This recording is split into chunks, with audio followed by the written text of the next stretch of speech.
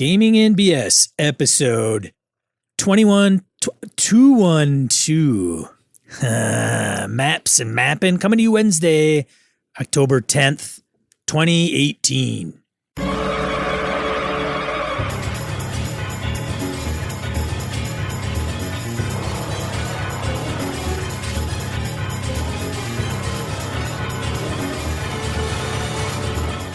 Welcome to Gaming and BS, a tabletop RPG podcast. I'm one of your hosts, Sean. And I'm Brett. Hey, folks. How you doing? Glad to have you all here.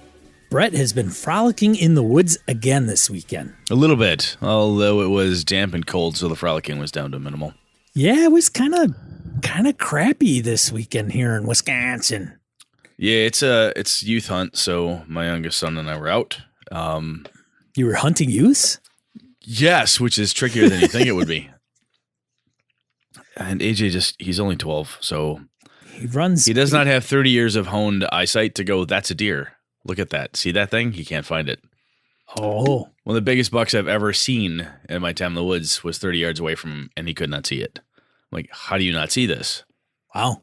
So, a trial of patience to not scream at your son, what the fuck is wrong with you? How can you not see the deer?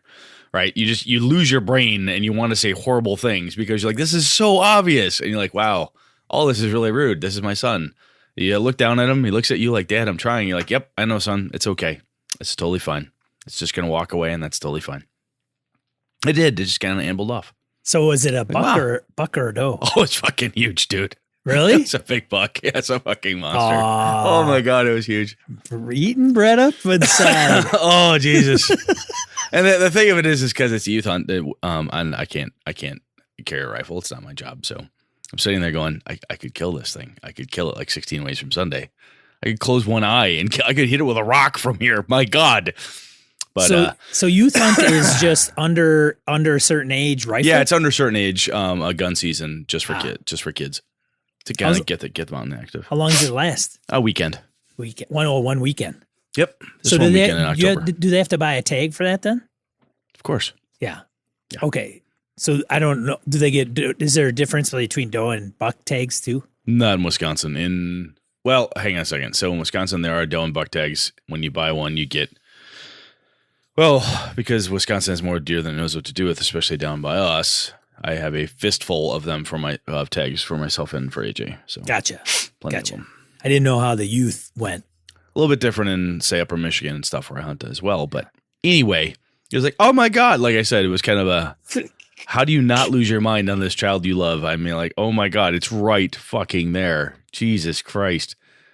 But, what are you going to do? Happens. We need a montage video of you training the young lad. You could play the weird music and then you show Brett blindfolding him, holding like a deer 10 feet from him. And then somebody undoing the blindfold and saying, do you see this? And then nobody talks though. It's all what happens is that video. You have this vision in your head. No, nobody cares about this. Why am I talking about this? I don't know. You have this vision in your head of what a deer looks like, right? It's brown. No, it's not. What's in the woods in dappled light in the overcast sky, it's gray/black, kind of whitish, maybe. Right. It's in the lee of a tree. It's just poking its head out in its front shoulder, and you can see it. It's thrashing a bush. You're like, look, it's right there. He can't see it. First off, he's looking at something like 6 feet tall. So I'm like, no, dear. I'm like 3 feet high at the shoulder, son. Drop your eyes. Still can't see it. How can you not see that fucking thing? Are you kidding me? It's huge. It's right there. But it's basically gray on black with bits of white. It blends in perfectly. I just know what it looks like because I've been doing this for like 33 years. So I'm like, that's a deer. It's right there. Yeah, you're 10th level, man. He's first. I know. This is why you don't take first level adventures with you. Maddening. See how I brought it back, man? You did. It was all said, though. I mean, apart from that frustration, it was cool. Got to hang out with my son, be outside. It was nice. It was a lot of fun. Maybe the young lad is not ranger. Maybe he is. I think he's more wizard. Yeah, wizard. He's a lot more bookish. Yeah. Well. But he loves being outside, and it was fun. It was a damn good time. Well, that's good. It was. Like I said, it's that moment you're like, are you kidding me? Who cannot see? The blind people can see this deer. What is wrong? But hey, it happens. What are you gonna do? What are you gonna do? Punt on first down. Keep them guessing. All right, what do we got? No announcements from me that I should probably speak on behalf of the website. If anybody gets this,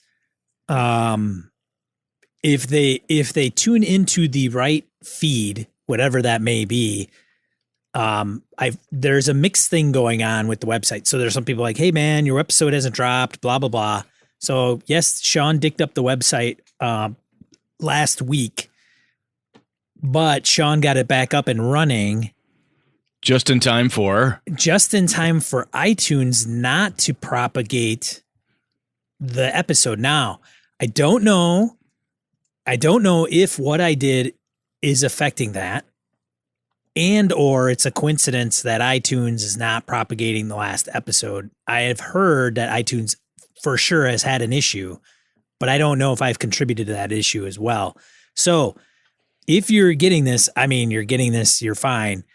We've posted the RSS feed from our website. So if our website is up and our RSS feed is good, which it is, then there's no problems if you subscribe directly to that. That's the problem with third-party websites. Now, iTunes is the 500-pound gorilla, so everybody subscribes to their podcast through that, and other third parties scrape iTunes. So other podcatchers, they get their stuff from iTunes. So if iTunes doesn't propagate, there's a lot of episodes that fall through. Hopefully they'll have that resolved and everything in timely fashion. I know there's been shows that have been submitted and they never got listed in timely fashion because of iTunes. So when you're at a third party, you're at a third party's mercy. Now, I am in the process of moving our website, and hopefully without any issues or delay, to make it easier to manage long term, because I'm tired of futzing around just like Windows. I'm tired of screwing around. So that I just have to do it in a way that makes it seamless, which just an FYI. And if you're hearing this episode from the back catalog, it is a moot point at this point. As I tell my network engineers when I walk in the morning and something bad happened on the weekend, stop breaking my shit. So Sean, stop breaking my shit. Yeah. So it's a long story, but nonetheless. So that's all I got. All right. Well, let's see. Next month, GameoCon. Duh. If you've been listening to us for months, if you don't know this by now, the hell's wrong with you? Pay attention. Evercon.org. There's a gaming convention that I run. It's in January. Evercon.org. You've heard that plenty. But Evercon.org is farther away and requires more planning at this point from all y'all. So I hope you do show up. So we do have a taker for the Uber. Really? Who? Yeah. Well, Edwin, life and taking my life in my own hands, Nagy. All right. Yeah. So he's coming, and he gave me his flight details. So I'll be picking him up Wednesday, barring catastrophe. I'll try to make sure that he stays sober for you, Ed. I'll pick him. I'll pick him up on a bike, or I think I could still get busted on a bike being drunk. You might be able to. I'll pick him up in a cab. Hi, I'm here to pick you up. Here's my car. Here's my car. You son of a. It's a yellow cab, Sean. Nice.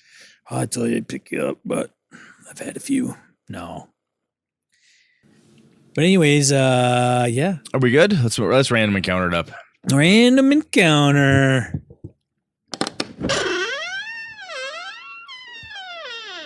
All right. You want to start? I can start. Go for it. So going to the Google Plus community and feedback on the last episode, which is 211, where we talked about Killer Dungeon, Killer Adventure, Jared Rasher comments. So Tomb of Horrors is legal for Tier 3 Adventurers League characters. It appeared in the Tales from the Yawning Portal hardcover. Correct, it did. I did not know it was legal. Well, so I think anything they published is legal. Is legit? Yeah, but you just have to play. You just have to find out what tier it's created for. Oh, okay. So I forgot about that. Thank you, Jared, for reminding us. I have been reading that. I think what I want to do I own it. It's on my shelf. I know. completely forgot what was in there. Jesus. I'm thinking of getting the I might over time splurge on Dwarven Forge just for Tomb of Horrors and running that as a set piece at cons. Dwarven Forge, we've talked about a little bit about this for minis. Maybe this is a different show. I think those type of things are wonderful set pieces. And if you have an adventure like that, like I'm running this, I will master this adventure. Yes. I'm going to have this kick-ass setup for it. That's cool. Right. Everything. Because it's very, where are you standing? Where are you? Okay, you come to this. Here's what it looks like. If you want the printouts of what the hallway actually looks like and the clues and stuff, I have all that. Black and white or color? Black and white. They only were available in black and white. Yes, but if you do in 5e. Oh, it has to be in color because kids who play 5e can't see black and white. Is that the problem? No, but there's things that are kids today. There's descriptions that say there's a orange box, a blue box, and a green box. Yeah. Yeah, well, if I'm going to do the whole thing, man, I'm not going to be short stepping. Yeah, I won't help you then. Fine, do it on your own. Black and white. What is this guy about? I'm sorry. I thought you were legit. Well, okay, keep going. The thing is whether I do it 5e or first edition. You mean the right way or the wrong way? Okay, I got you. Wow. See, people? See what happens after 200 episodes? True Brett comes out. I'm so tired right now. Anyway, carry on. Moving on. I haven't read it in depth, but from what I understand, there are a few places where insta-death traps do things like rolling initiative to see if players can move before they insta-death them. And there are a few places where it says if they just enter the room, they can't make any checks. But if they do X to interact with the environment, they can get an idea of how the room works with an investigate check. So I think, commenting on Jared here and the Tomb of Horrors 5th edition, I think Tomb of Horrors 5th edition is survivable. And it doesn't tell you what levels. Now he says tier 3, but when you read the adventure in Tales from the Yawning Portal, it doesn't tell you. It just says high level characters. So I don't know if you get 10th level, 12th level, 15th level. I don't know what that is. Me neither. So, you got a 15th level party. They may be able to walk through that stuff. I don't know. Moving on. Disgusting. I know, right? So there may not be a lot of modern, quote, your passive perception notice this thing, end quote, going on. But if the DM describes something and you don't do anything to interact with the room in some way, it's probably still going to waylay you. It still looks like things presented as obvious puzzles still require the PCs to figure out the puzzle to get by them. However, it just blunts some of the you never asked about this one specific thing, so you're dead moments. That's true. As far as how easy it is to kill PCs in 5th edition D&D, Brett's right about if you do their total hit points and damage in addition to the damage that takes them to 0, them being instantly dead. Some other interactions that are important, however, are that any damage, once you are making death saves, is a failed death save. True, but I don't know how many. Brett, we brought this up on occasion. Have you ever downed a character and then gone over and just stepped on him? Yes. A lot, or is it standard for you? Well, periodically. Depends on the nature of the combat. I mean, channeling my Matt Colville, the earth elemental steps on your head to make sure you're dead. Sure. Depending on what it is, if you were the fighter that was causing a shit ton of damage and you were fighting the ogre, the ogre rages on your body and turns it into pulp. Okay. All right. Well, Brett is one of those DMs. I don't know. Maybe I don't come across very often. But you are correct, though. Is it standard boilerplate for me? No, it would depend on the creature. Some creatures, if they're facing an enemy barbarian, let's say, or something that rages or has uncontrollable anger or something like that, I could see that. Or even, something is simple-minded, if you will, as a kobold, or if there's a bizarre mixture of puddings or other non-intelligent things like, sorry, I just eat you. It's just what it does. Some monsters just start munching and that type of thing. But generally speaking, if they're good God, I cannot speak. Fighting a band of kobolds, the kobolds don't go and stab the wizard when he's already down, generally speaking. Okay. Got it. Let's see. Okay, some other interactions that are important, however, are that any damage, once you are making death, okay, we already mentioned that. Anyone attacking someone that is incapacitated has advantage, but has to roll for the attack. But if they hit, it's considered a critical, and a critical automatically causes 2 failed death saves. See, this is why I never keep track of rules.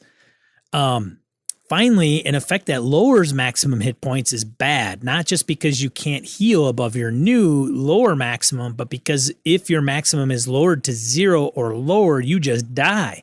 That's it. You are immune to having hit points, which is inimical. What? To actually living. Which is you can't have, you can't be. That's a big word. I don't know if I know that word. It's a good word. Inimical. Like it's not even, huh. Sean's ignorance rings through. Oh, if you want to kill someone in FFG Star Wars, just throw them off a building on Coruscant or shoot them with vehicle weapons. Yep. Wounds don't kill people, crits kill people, and both of those circumstances wind up with plus 50 on the crit chart. Yeah, but when you try to use the ship's weapons to shoot somebody, your game master won't let you because he's a douche. Right, Sean?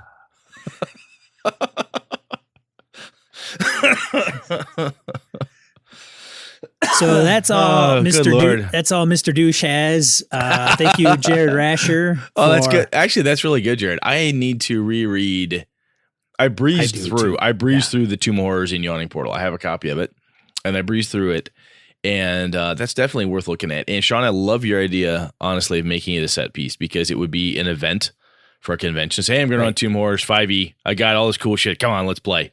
It would be a hoot. It would be a total blast to do. Yeah, that's what I think I'm going to do. And I may start out with just a 2D, right? Start out 2D and then build then start ordering the crap because I got a feeling it's not going to be cheap. But well, I'll tell you what would be handy in that path. If you start doing it, you start with pre-generated, like hand-drawn or whatever it is you do. And once you get the hang of how it runs, then the cool stuff won't distract you. That would be my advice. Right, I agree.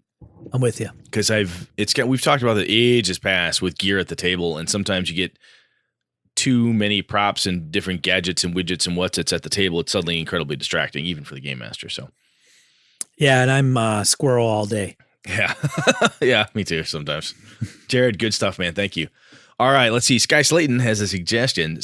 Okay, so this episode is not updated yet for my podcast, but I have an idea for a killer adventure using Tomb Horrors. You make level 20 PCs, then start them at the entrance using a live, die, repeat model. Whenever a PC dies, they restart at the beginning. You switch them from having them do the thing in each room to smash cuts to the most recent room. The players learn the complex, they learn their complex level 20 PCs while also encountering and overcoming gotcha traps in Tomb Horrors. Interesting. I like that idea, Sky. That's neat. Yeah, that's interesting format. I don't know, if I ran that as a set piece, if it would be, I'd probably have to, roll up quite a few PCs. And I've heard tales of old school gamers when they knew they were going into the Tomb Horrors and the rumors had started to circulate. And by the time it would get, they'd be like, all right, I go find an army of hirelings and a herd of cattle. They drive cows down the hallway. They would do crazy stuff like this. Guys I knew anyway. I knew guys that were crazy. Crazy gamers. Go ahead, Brett. Read the next one. I'll read the next one. Oh, yeah. Okay. Getting ready. Laramie Wall comments on the description of things. Great episode. My contributions for what they're worth regarding different magic items. The new Hackmaster is pretty low magic. This includes magical healing. One resource you can purchase right out of the gate is Honey Brew, which is essentially mead with healing properties. Each pint recovers 1d4 minus 2, minimum 0, to a max of 5 hit points in 24 hours. It's not a massive heal, but it can help recover. My group's party tends to do this as they make camp, have dinner, rest, etc. They even have a few pints relaxing with dinner. Yeah, that's not a bad idea. Also discussing healing bees and such, they are uncommon circumstances where modern medicine still uses leeches or maggots. I can vouch I've seen / been a party to the use of both. See you next month, Laramie Wall. Laramie will be at GameholeCon, of course. Yeah. I have heard of and I have seen video of leeches and maggots being used in modern medicine. I have not seen it in person. I've only seen it third hand, through video, but interesting. Very interesting. Very interesting. All right, over to you, sir. Mike P has a follow-up email from a previous email. He had wrote us some time ago, a while back, about a dilemma in one of his games regarding player agency and fast-forwarding play. Yes, I recall this. I recall it. So I wasn't clear at the time, but I am the GM of the game in question. So he was the game master that we probably tore apart. I don't know. Did we? I don't know. Getting to the point, I decided not to gloss over the missed portion of the previous session. The game in question here is Shadow of the Demon Lord. The remaining goal for that last session was to steal a boat. They're river bandits, but now they're living life on an inland sea while the world goes to hell around them. An inland sea while the world goes to hell around them. With a major block on trade due to plague and the resulting quarantine, there are ships ripe for the picking. So that's what I wanted to gloss over, the whole boat heist. I did mention the possibility of just breaking everything down to a few die rolls, using everyone's input to modify the rolls, like one person had mentioned, but that would have been less fun considering the outcome. So this is what happened. They bluffed their way into the trade port. They bluffed their way out of 2 potential run-ins with the law. A major encounter happened that they ignored and left the authorities to deal with.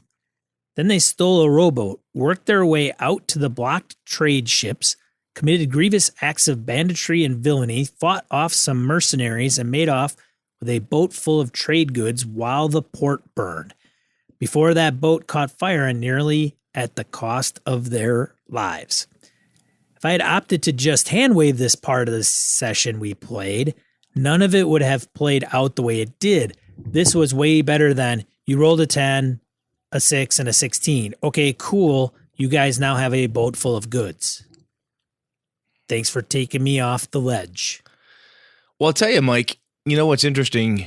Now that you've done this, if you're going to keep gaming with the same group and you're going to be the GM for this group, if not anybody else in that group, that's how they like to roll.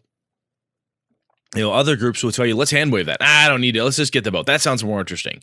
Hey, this could be, I don't want to deal with bluffing guards, blah, blah, blah. Some people don't like that. Your crew loves that shit. You can tell by the sheer volume of role playing that they got through and the fact that it stuck with you with this really cool, even just bullet pointed list that you gave us of what happened.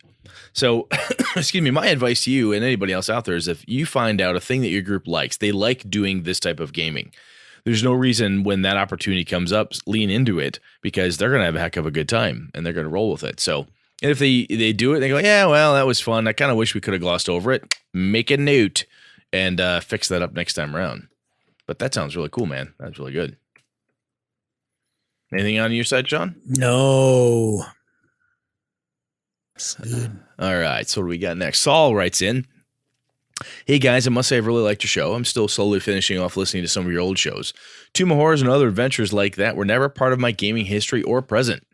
I knew that they existed, but never bought them or had a GM make one. One reason was that we didn't have a game store in our town. The nearest game/hobby shop that carried gaming stuff was literally 60 miles away. Another reason that the most influential person was my older brother by 5 years. He was quite the Boy Scout.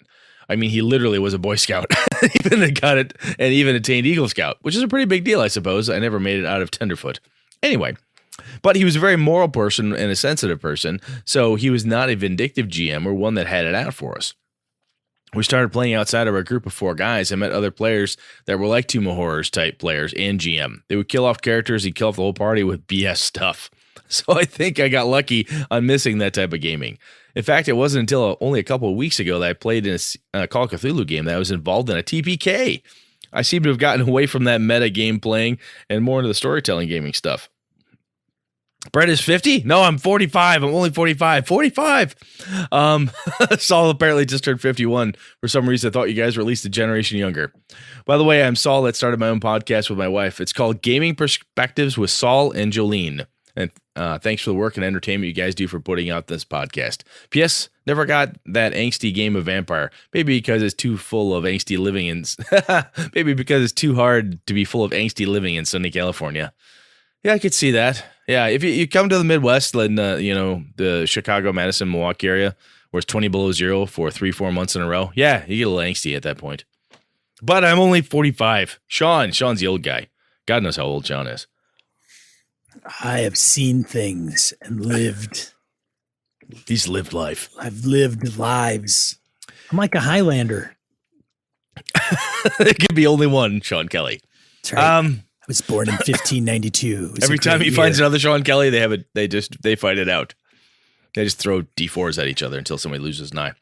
I'll tell you what, though, one thing that Sean mentions, the nearest gaming hobby shop that carried this gaming stuff was literally 60 miles away. I was very fortunate in the town I grew up in, Wisconsin. There were 2 gaming shops at one point, and at least, 2 gaming shops that were just dedicated gaming comics. And then there was a hobby shop that carried stuff and 1 or 2 bookstores as well. So for some reason in my little bitty town, I could find stuff fairly easily, but I know that was not the case for a lot of folks growing up back in the day. So that would definitely limit things, what you may or may not actually have exposure to. Right. Shall we? Yeah, let's get into the main topic.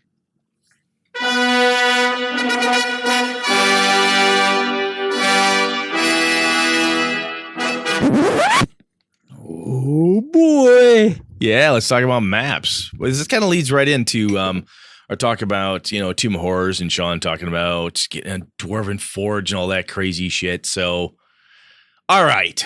So, Sean and I have talked about maps a couple different times, where you use theater of the mind or whatnot. I actually do recall playing D&D with a game master, a young lady, I cannot remember her name, but in junior high, she was starting up a little D&D club in my neighborhood, and she wanted to make sure that we had mappers, callers, and so on and so forth. We had these were tasks that we had to make sure somebody in the group had.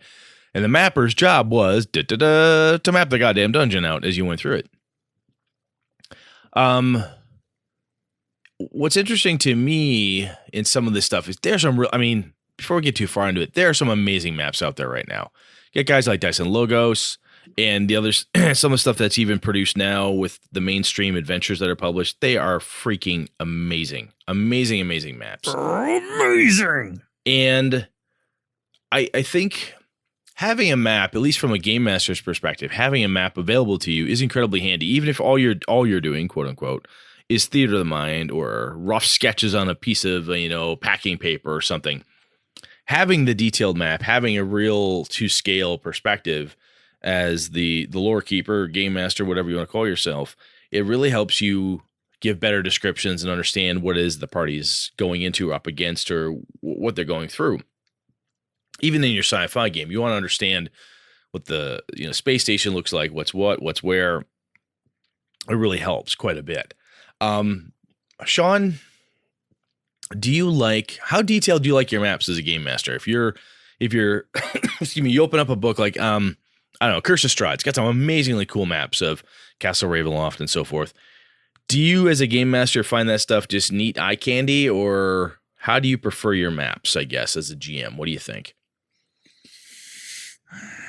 I like my maps pretty detailed if I'm going to run a game.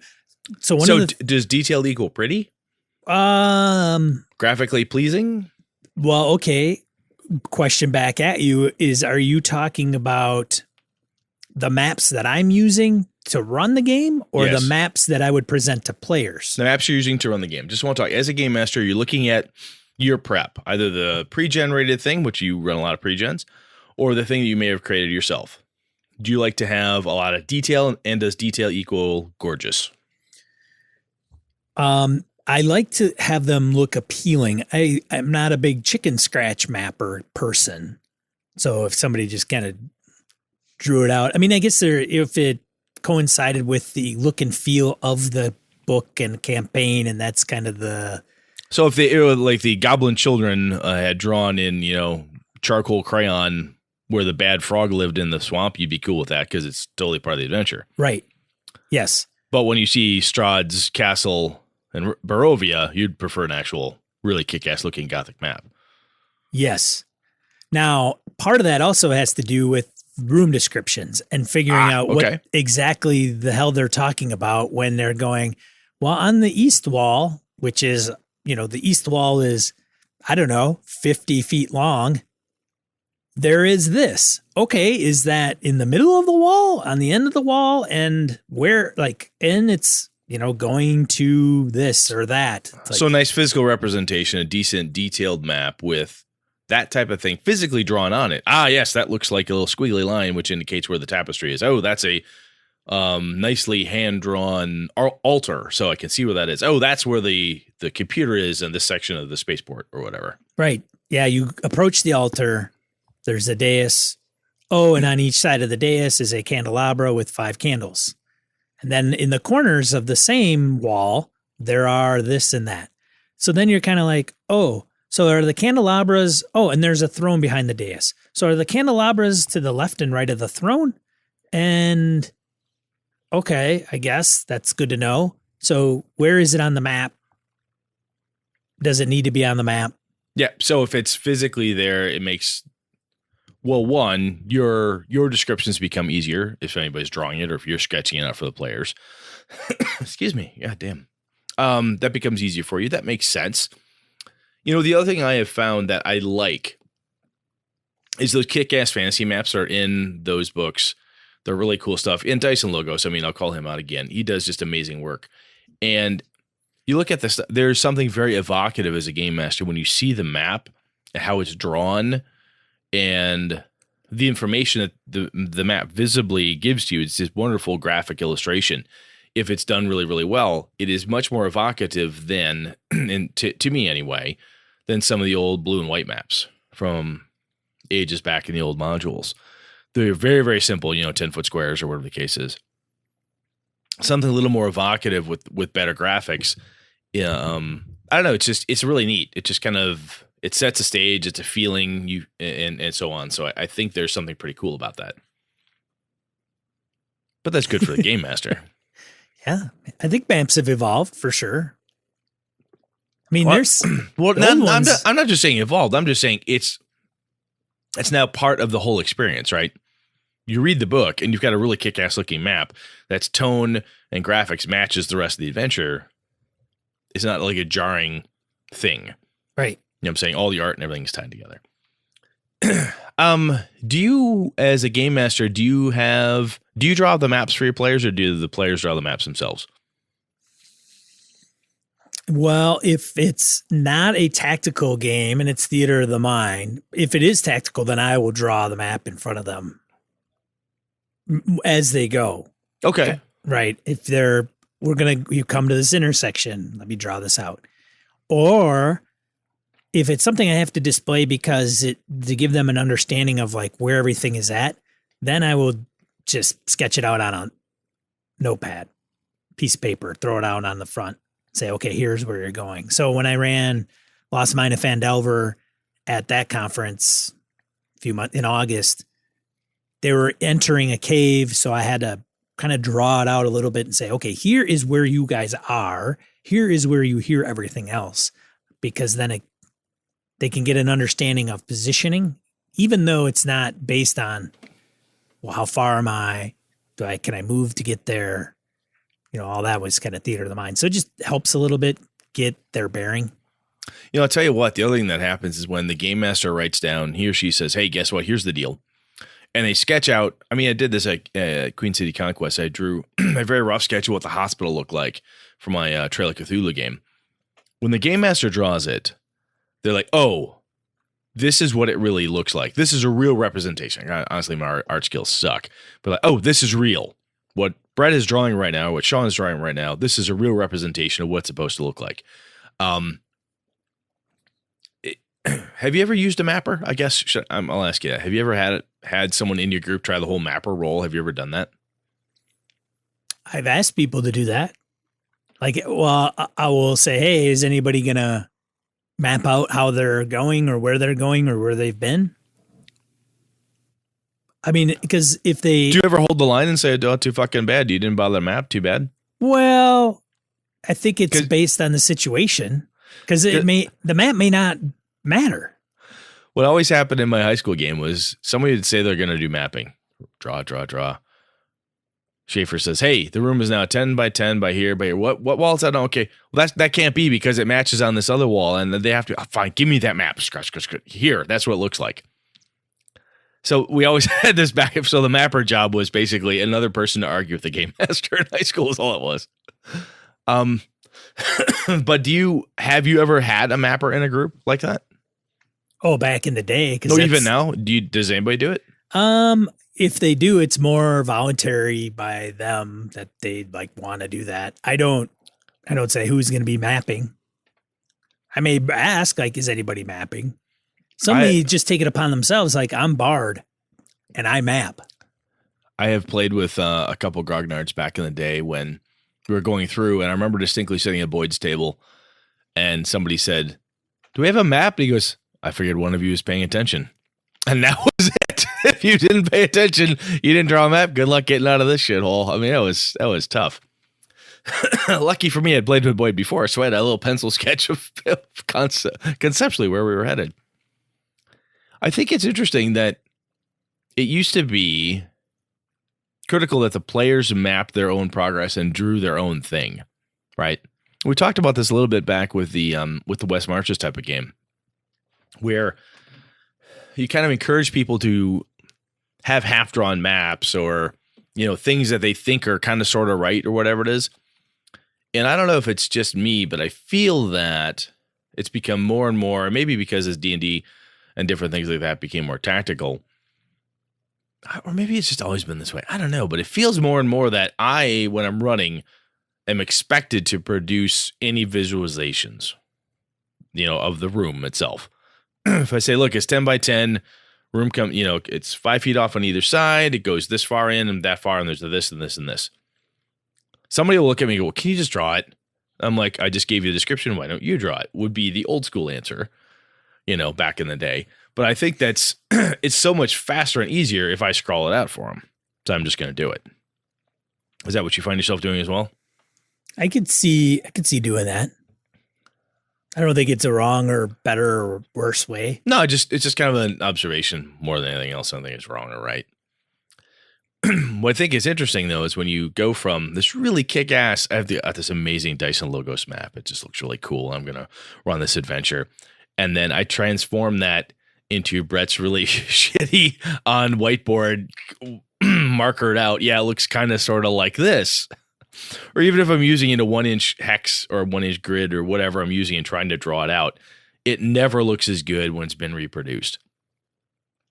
Which every once in a while I do that and I think, why did I, apart from the wonderful aesthetics and the potential detail and investing more in the adventure itself, I'm like, that's when I flash back to the old blue and white maps in the old D&D and AD&D module. Like, that totally worked fine. It was very cut and dried. It went straight in 10 feet. It cut to the right 10 feet. It went back up and did this, and the room was the hex. That's how you drew it. And because by the time it goes from wonderful artisanal mapping and cartography down to Brett's really shitty scrawl on 1-inch, grid paper on the tabletop. I've never been able to, excuse me, strike that. I should say up until recently, I've yet to be able to actually take the maps themselves and transition them into face-to-face tabletop play. Well, Roll20 or a platform like that, you can, because you can put maps on and use Fog of War and other cool things like that. My buddy Alpha in his game room has actually put up an overhead projector, which we can now splash on a whiteboard. And so everybody can see it. And the map will go on there and you can blank stuff out. It's really cool. It's got a great setup. But generally speaking, in most face-to-face play, the really sexy, cool map is useless from its sexy, cool perspective. It does nothing to enhance gameplay because nobody ever sees it. No one ever sees it.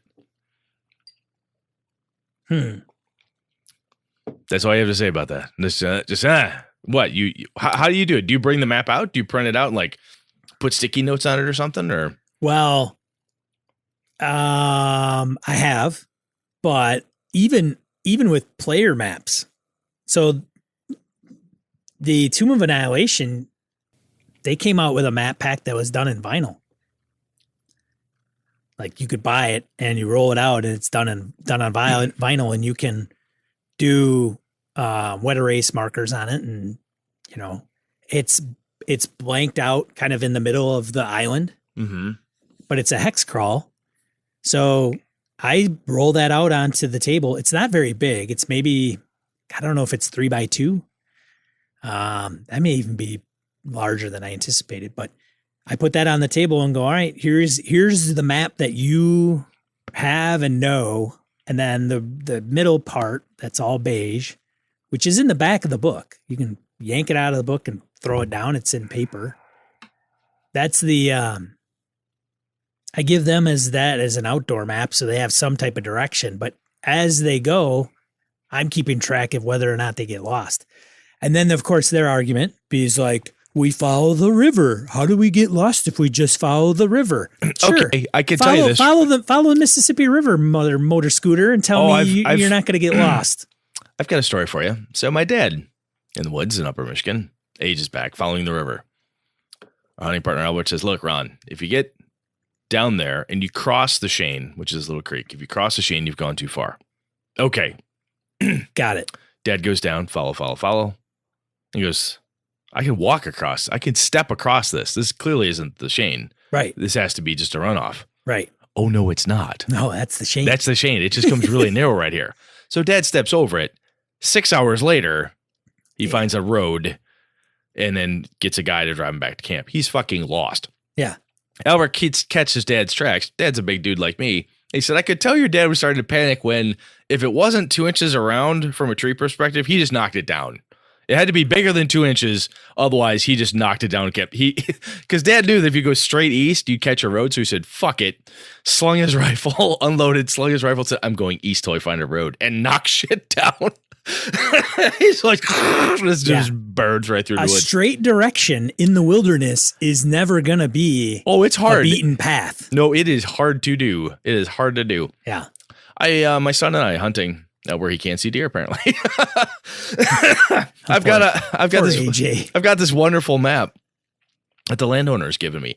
And he's an ex-DNR biologist. So he's got trails and tree stands. It's this wonderful property of 230 acres. It's an amazing place to hang out. If you just love nature and want to walk around, it's just wonderful.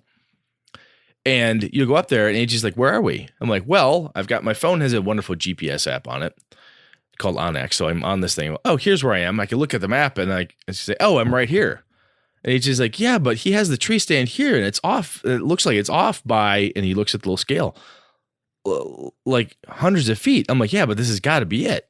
We walk down, like, no, maybe that's the tree stand and not this one.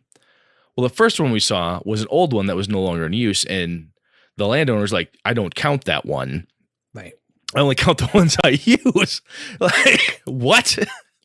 So even if the map is drawn by hand, like, oh, it's easy. Just go here, here, here. It's super simple. You can't miss it. It's on the back of a grocery sack. You'll be fine. Follow that map.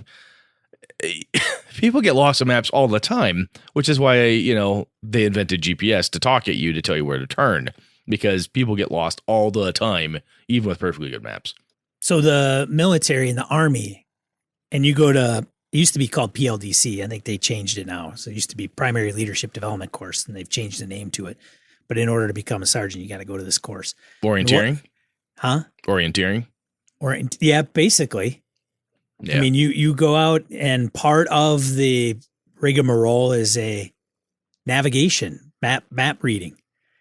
And so they teach you how to read a map even more than you do in basic training. And then your goal, like, you are the head of a squad and you're given an objective and a map, and you've got a compass, and you're like, okay. And so you're out in the training grounds, which isn't road, right? Because it's the training grounds. And they say, okay, you need to get to this rendezvous in whatever time. And that counts towards your kind of course. And I mean, if you fail that and some other things, you fail the overall course, and then you don't get, potentially promoted. But the thing that'll screw you up is, one, if you can't recognize things on a map, and two, if there's multiple things, like Brett goes, like, well, there's a deer stand and there's a deer stand, and they're both within 100 feet of each other. And you've got one map that says deer stand on it. Which one's which? Which one the hell are you referring to? Oh, and when somebody marks a major thing, that local knowledge is the Shane Creek runs like this. And everybody knows that the Shane narrows down to about 6 inches wide at one point, and then opens up to a huge beaver pond set of like 3 beaver ponds in a row, and good luck swimming across it type of thing. Well, if you don't know that, Yeah. because you're not from there, everyone goes, "Oh yeah, just go on the old Wilford place and hang a left at the first brown cow." It's that type of direction, right?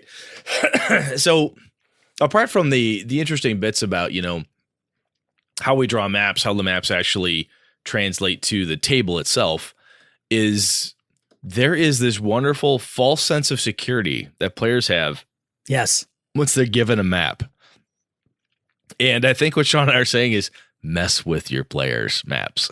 Because I I love Doug Kovacs as an artist, and he's just a cool, crazy dude. I love him, DCC guy.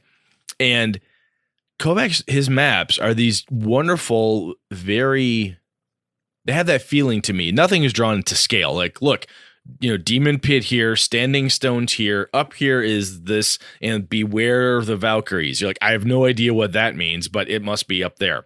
You're there because there's something trying to eat you, right? That's how you realize you're at the place.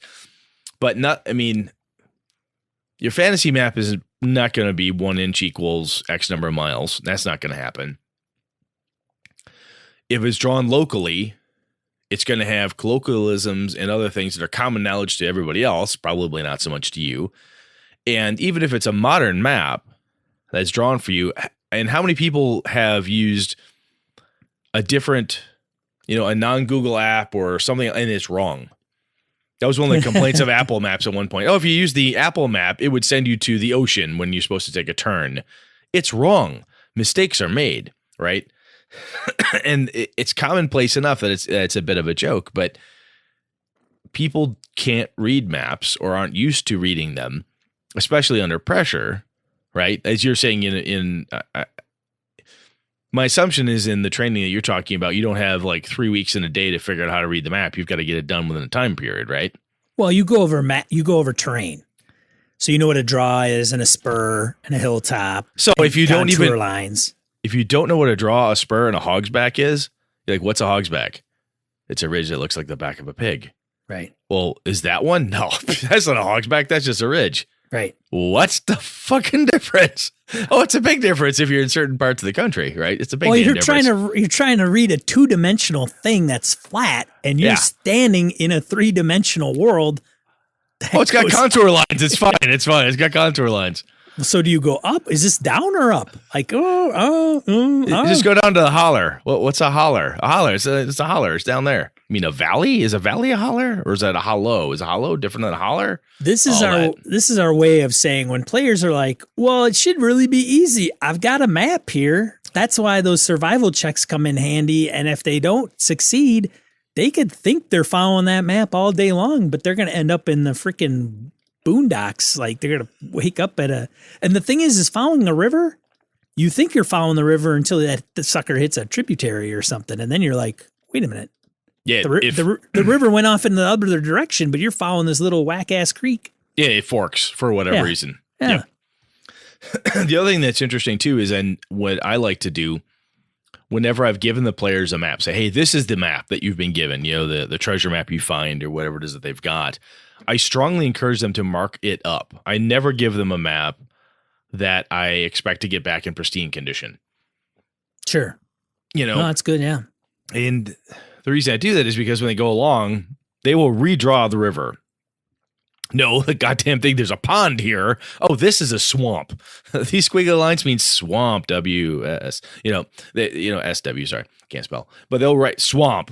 Oh my God, forest, undead something, because the things that were drawn on the map, and again, depending when the map was made for you, in a fantasy realm, Christ, the map could have been made 100 years ago because it's fantasy and, whatever, I think hundreds and thousands of years old. But the map could be very ancient. It could be very new. Think Indiana Jones. Where the hell is the Well of the Souls? He's got the map room. He's got the map room. You got to find the map room first, and you got to find a thing, read the thing, both sides of the thing, stick it on, spoilers, and figure this out. It's tricky.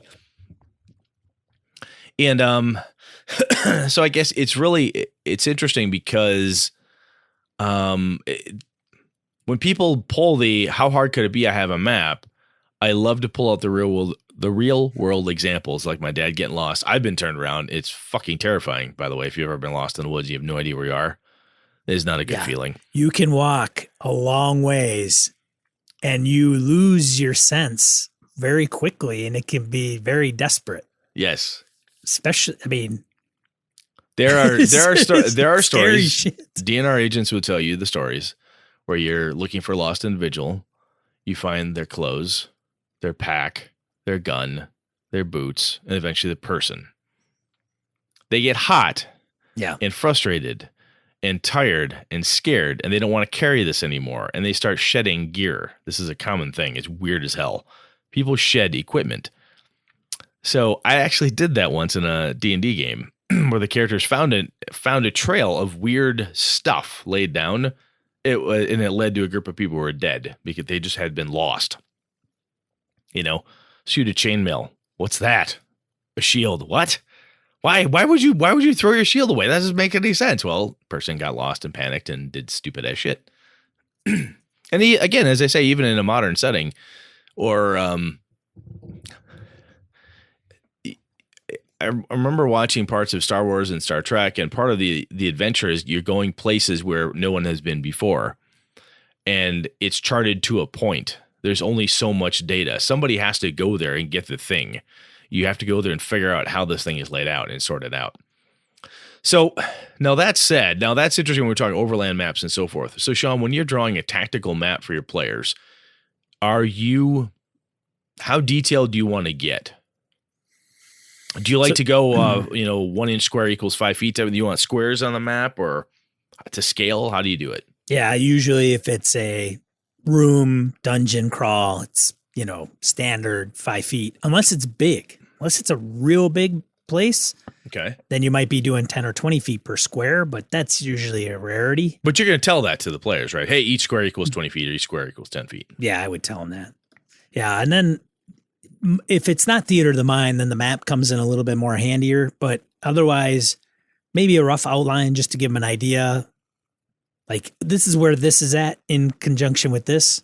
Here's kind of what it looks like. Oh, okay. Because sometimes it gets confusing. It's like, well, you said there's a path that's elevated 5 feet, and then there's one that goes underneath it to the west. So we're standing on the east. So how does that look? What does that look like? Well, even in my Trail of Cthulhu game, as I was saying at QCC, it takes place in a hospital. I want to make sure that there's a center area, a wing that goes to the left, to the right, it's 2 stories high. And there's a basement off on the one side. And just drawing where those things are so people understand, okay, I walked in here. Where does that go? The stairs are here. The elevators are here. Oh, okay, it's that elevator, not this one. Got it. Ding, ding. Then up they go and do their thing. So I think when you're drawing something, that was very sketchy. That wasn't to scale or anything, but it was much more tactical than directional. Right. And a tactical map has to be, there's a level of accuracy that you have to have. I do a thing where I'm playing where I don't use 5-foot squares, but I want minis. So I'll use brown packing paper, kind of butcher paper look, and I'll just draw it out. We'll move miniatures. Can I go from here to here? And I'm like, yes, that's about 30 feet. Yes, you can get there. What's your movement? Yes, you can close the distance. Yes, you can do that. And I run it a little looser to kind of speed play, especially at tournaments conventions. And when I have played with my son AJ and his friends, they don't really care so much for counting squares. They just want to move and do different pieces. So I make sure that there's a level of honesty, I guess is a good way to put it. It's obviously you don't draw all the traps if there's something hidden or they don't see type of thing.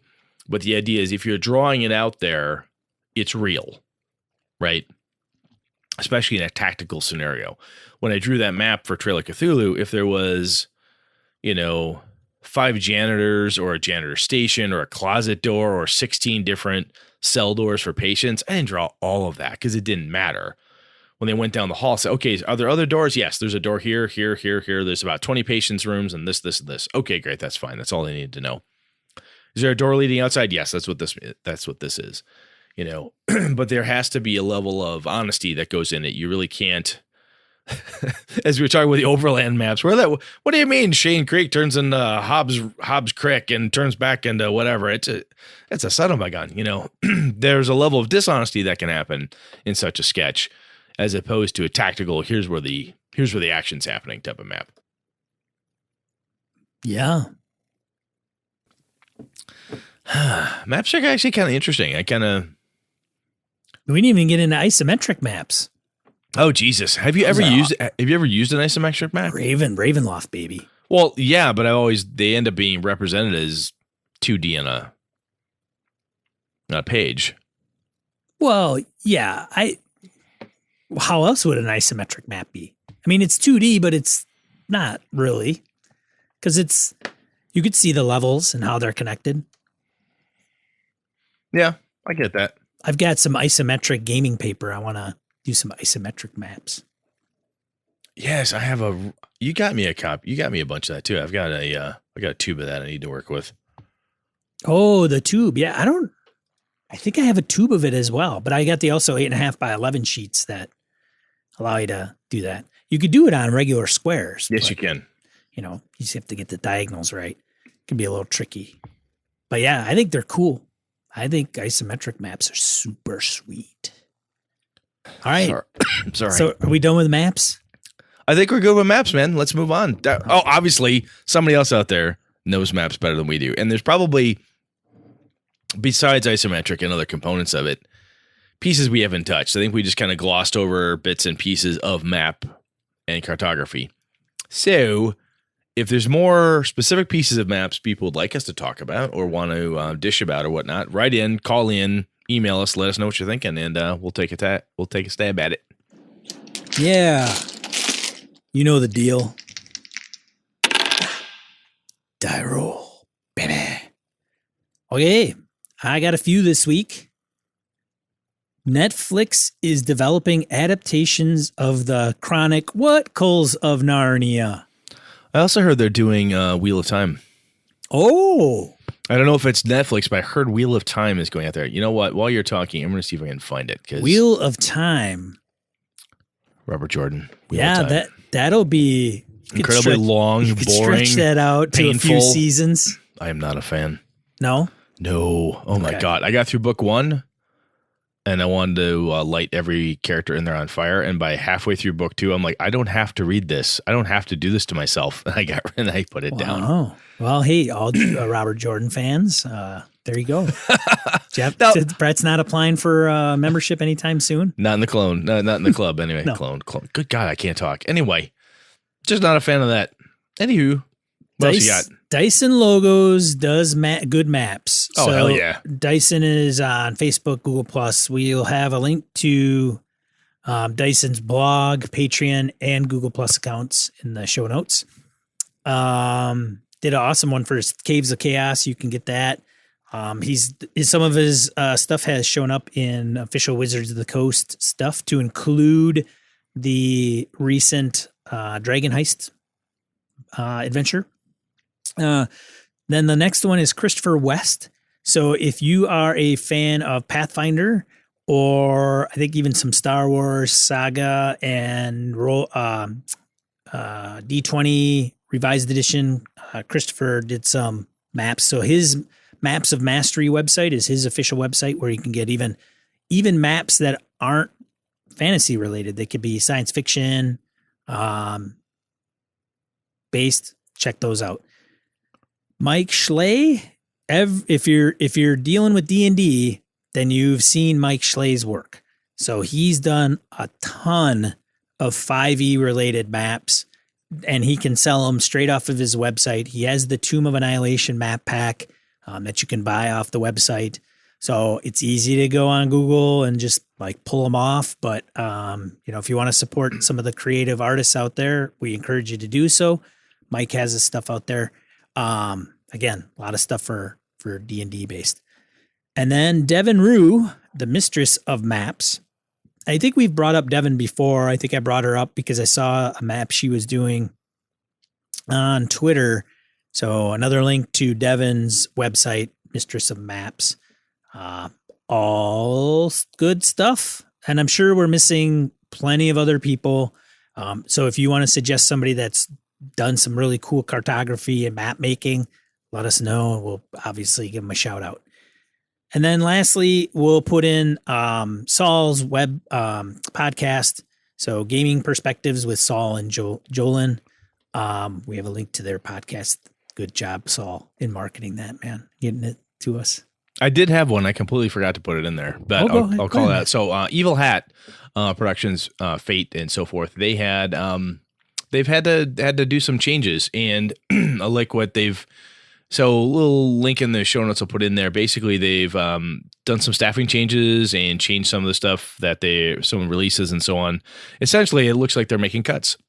Oh, and it's not the end of the day type of thing. Like, obviously, if you're getting let go from Evil Hat and that was a job, a career, that sucks. And, that's terrible. No one likes to lose their job type of thing. But I think it's interesting when a company like Evil Hat is this forthright saying, hey, look, we ran into a thing, problems, pain. We can't do this. Maybe we got a little too big for ourselves. We're going to have to make some cuts or do whatever. So anyway, I thought it was interesting. And I will put that little link in the show notes for folks as well. Yeah, well, sometimes gaming is business, and it absolutely is. You know? I mean, Deadly Fredley's got to run. He's got to run a business, man. People got to eat. Yep. Oh, right. Oh, what are we talking about next week, Brett? Oh, what the hell are we going to talk about? Oh my God, this is a week where I didn't have myself completely together. So, I am not sure. Sean, I'm going to ask you right now, in front of God and everybody, do you have anything you want to talk about? Man, you've been leaning so heavy on me. What do you got? I got so much to talk about, dude. I'm trying to think of something right off the cuff. Now, you're downsizing. Should we talk about downsizing collections? Stop thinking. You're selling a bunch of crap right now. I am selling some of my stuff because it's sitting on a table that I need. It's a really small table, but it's like I want to put something on there that'll actually use. Yes. So I'm unloading some stuff, but by the time people listen to this, it's, some of it might be gone, but yeah, I don't know. I'm down. It's just stuff I'm not going to play, or I've played and don't plan on playing again. And if it does come up, then I'll buy a PDF or I'll buy the book again. But it's taken up space and I got free it up for other things. Okay. So it's not a ton. Honestly. Well, maybe we'll do that. I don't know. Downsizing? Or the other thing I was thinking about, because I've been... that's too much. I don't know. That's the answer. I don't know. We'll talk about something next time. I swear to God. Promise. Cursed items. Oh my God, cursed items. Cursed items. Done. Oh, look at that, ladies and gentlemen. Cursed items. Cursed items. Bold, cursive. There we go. Done. I don't think I've used cursed items in a long time. Good stuff. Those are some of my favorite things to use. Cursed items. Next up. Yeah. All right. Well, see, this has been another episode of Gaming NBS. I'm Sean. And I'm Brett. Good night and good game and all. This episode of Gaming NBS brought to you with the help from the following BSers: Joe Swick, Brett's biggest fan, Forrest Aguirre, Mark Anthony Benedetti, Sean Nicholson, Tim Jensen, Remy Bilodeau, Jason Hobbs, Wayne Humphrey, James Carpio, Pure Mongrel, Lord Tentacle, Corey Johnson, Brandon Barnes, Dan LaValle, C.W. Mellencamp, Lost Sailor, Misdirected Mark Productions, Christopher Gray, Finnulf, Mirko Froelich, Eileen Barnes, Tony Sugarloaf Baker, Todd Crapper, Alexander Auerbach, Neil Benson, Chris Steele, Eric Hoffman, Kyle Winter, Christopher Lang, Curtis Takahashi, Mark Tasaka, Larry Hout, Ray Otis, Ron Bishop, Craig Huber, Xavier G, JV, John Hammersley, Closet Gamer, John Steve, Mark Richmond, Thomas Hook, Chad Glayman, Sky, Roger Braslett, Craig, Howard Bishop, Jim Fitzpatrick, Peter Skanes, Josh Wallace, Corey Welch, Eli Kurtz, Edwin Nagy, Bruce Cunnington, Tim Shorts, Angus, Rolfer Guild, Gordon Cranford, Eric Salzwedel, Matt Cyberlick, Jack Neller, Robert Nemeth, Eric Bonts, Palladian, Ron Blessing, Brian Kurtz, Knights of the Night Crew, Laramie Wall, Kevin Lovecraft, Evan Harrison Cass, Malcolm Cool, Blake Ryan, Jared Rasher, and Todd McGowan. For ways to support the show, head over to gamingnbs.com/support-us. Thanks, BSers! This has been a Litterbox Studio production.